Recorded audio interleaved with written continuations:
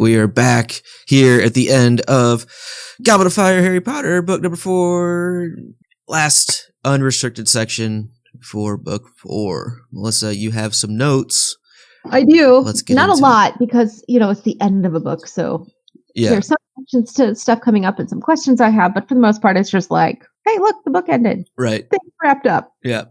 I know my first big thought, and you may have something similar, is whenever Fudge says that, I'll be in touch with you tomorrow about the running of this school. I mean, it's what turns into Umbridge, right? That's what we have for book 5 is the educational oversight regulations that Melissa's been dying for 4 books. But done badly. Guess what? This is what you get for asking.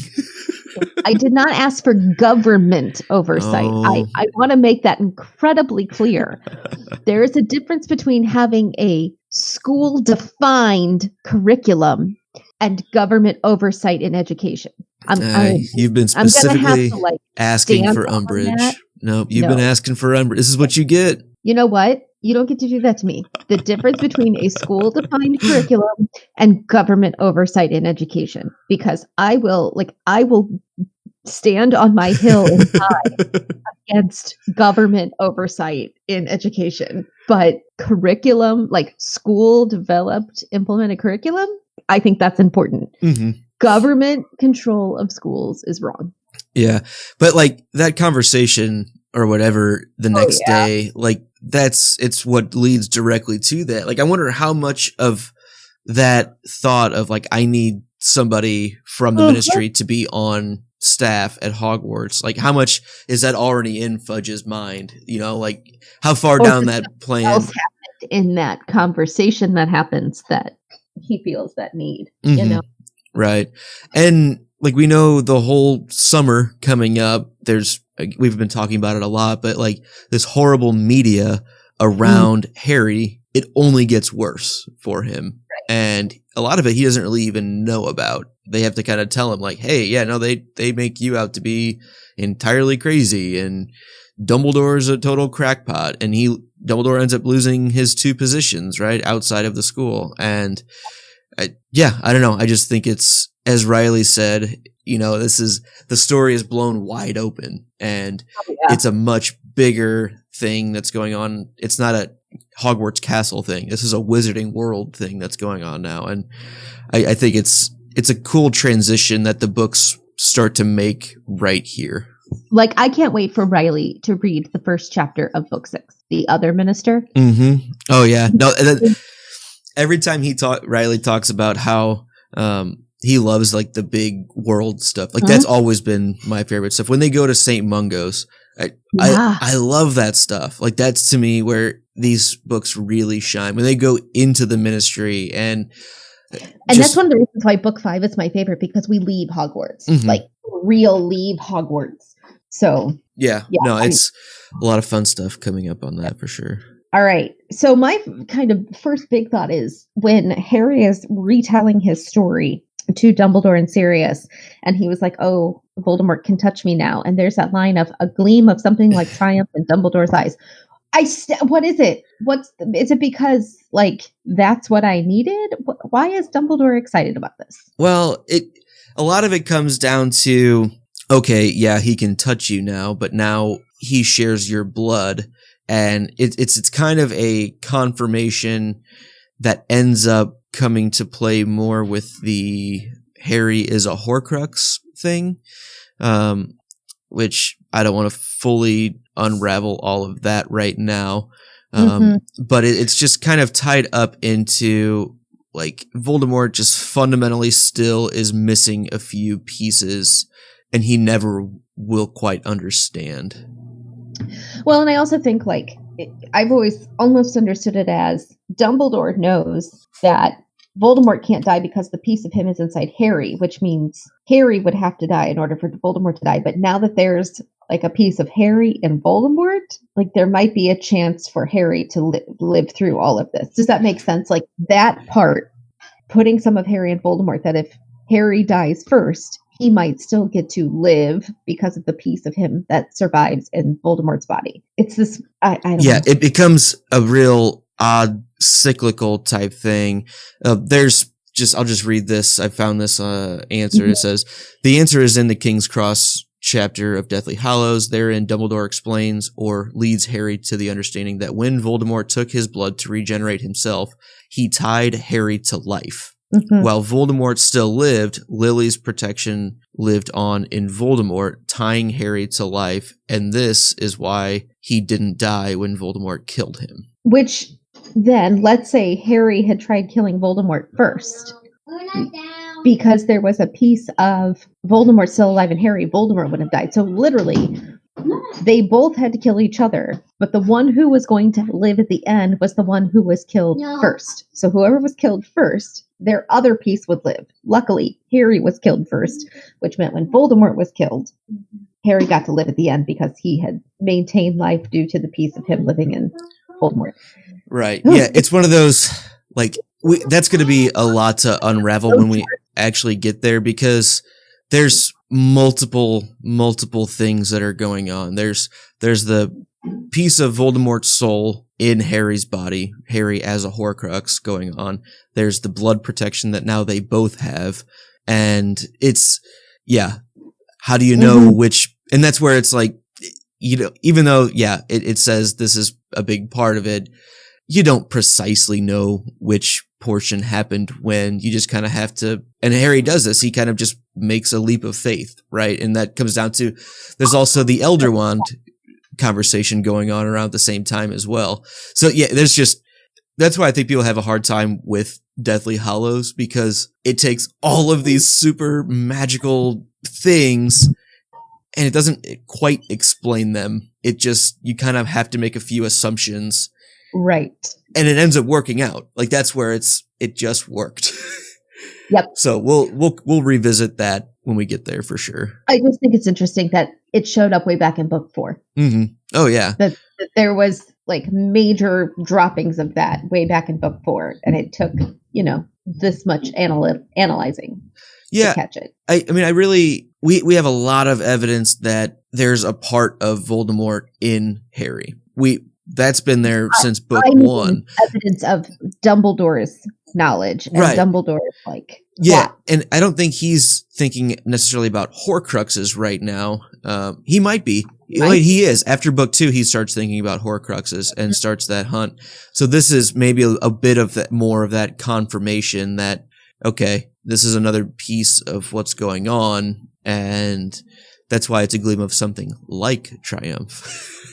Right. All right. My next thought. I love the Rita Skeeter storyline. I love her storyline.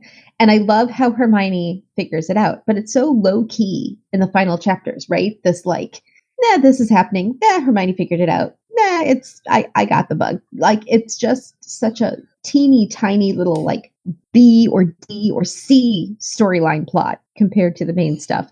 And I just made a connection to that for myself. It's kind of like the Percy girlfriend storyline in book 2 or the Hermione time turner storyline in book 3. Yep, absolutely. It's underlying things that happen outside. And it's just one of the brilliant pieces of her writing that, yes, there's, hold on a second.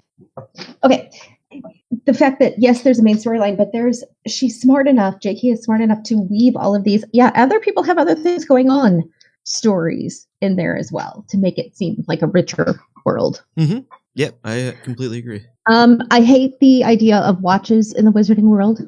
It's been bothering me lately. Yeah. Because aren't those like muggle-made items? Why does Harry have a watch? Why do people look at watches? Why are they working in the wizarding world? They're mechanical. They're not necessarily electronic, but I don't know. That was bothering me, nagging at me, if you will, throughout this book.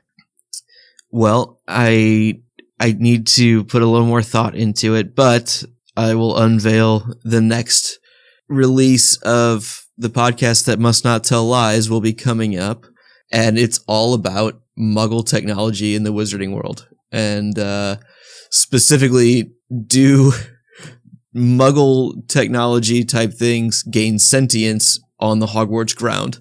Thinking back to the Fort Anglia, how it gains sentience. So that's a big part of it, and watches will definitely be talked about, because it's the most ever present Muggle type technology that is around. And so is that an exception? Is there something that works different for a mechanical device as opposed to an electrical device, like you were saying? So I'm not fully prepared to answer that, but I have questions on the watch situation, the watch, if you will. And like I said, I don't really watch. I don't really have an issue so much as like I don't have an official question, and I don't have an opinion one way or the other. I feel like it's a concern, and I don't even know why. I'm just concerned.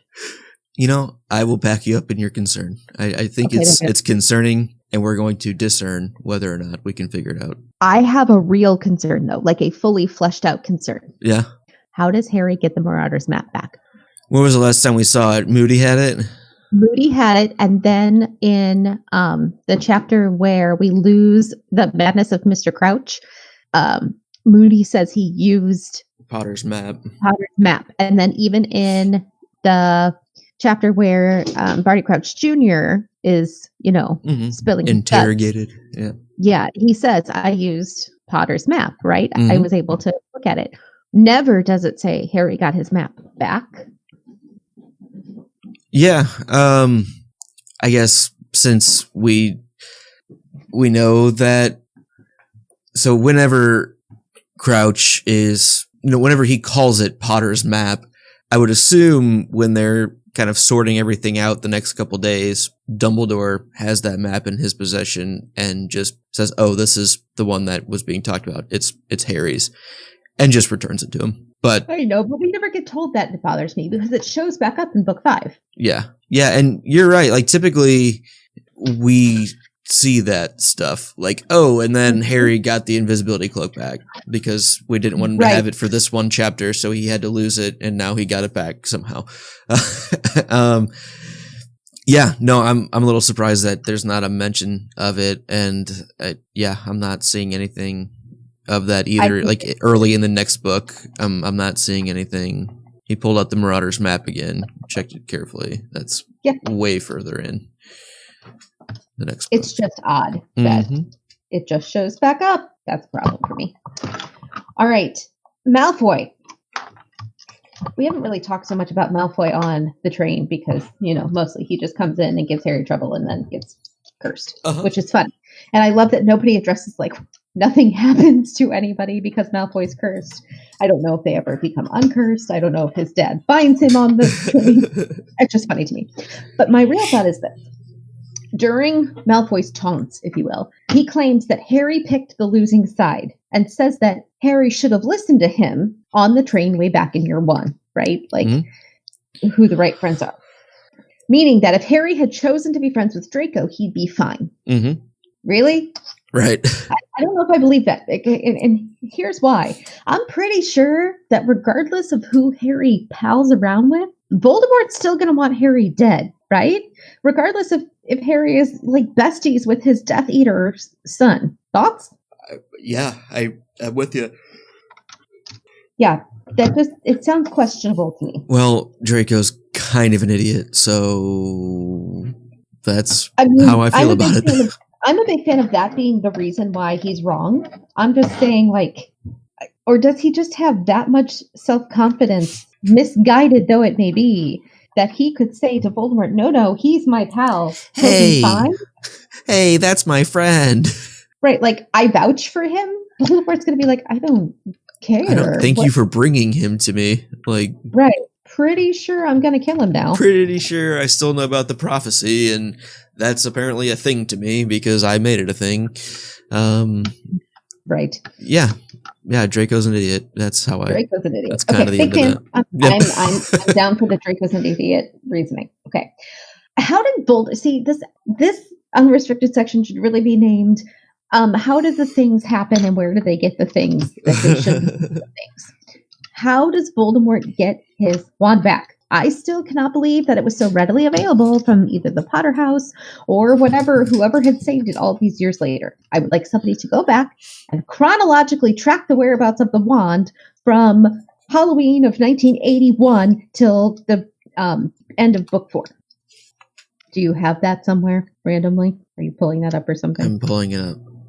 That's amazing. this is a conversation that has come up on Hogwarts Radio, and so I'm looking back. Wand and wizard reunited. In June of 1994, many years later, Peter Pettigrew was forced out of hiding in his animagus form of a rat by his former friends Sirius Black and Remus Lupin. The pair were of a mind to kill him. Pettigrew recovered Lord Voldemort's wand and went in search of its master in Albania. I thought there was more to it than this. But yeah, either way, there's stuff out there, I think, that came out on Pottermore. Again, I don't know. That's it's a valid question from you. I mean, because it has to be Voldemort's wand. It can't just be a wand because of what happened. Mm-hmm. If it had been a wand and something different, not so wand specific, had happened, fine, have a wand, whatever, I don't care. But the fact that it's specifically Voldemort's wand, how does it reappear? It just, again, things that are tugging at my, I need to know all the mini details piece. And that's all I have except for one more final thought. Do you have anything else before we get to my big final thought? No, go for it. Are you ready? We are 4 books in. We have finished 4 out of 7 books, and we are getting ready to meet the best character. Are you ready? Yes. It's not Umbridge. It's not Umbridge. So it's Umbridge? No, it's not. It's Luna Lovegood. Oh, yeah, absolutely. I can't believe we went, she's such an integral part of who people think of when they think of Harry and his friends and his group, and she was nowhere for 4 books. Yeah. So I am so excited she's finally getting to join the fold. Yeah, I can't believe I didn't think of that, because it just feels like, yeah, she's always been there, Right. It's almost like having friends. She is fundamentally, I think, my favorite character. And what I'm saying, she's the best. She's just such an awe-inspiring, truly like an awesome character, and just so kind, and still doesn't take crap from anybody. She can hold her own. She's silly but honest, and in just a non-threatening kind of way. She's just pure. She's just wonderful. And talk about a character that was done really well in the movies too. Yes. Yeah. I'm ready. I am excited. Me too. Yay. And I think that's it. I think that's it for book 4. Yay. All right. Now let's bring up book 5. Bring on Fantastic Beasts. That's right. All right, all. See you later.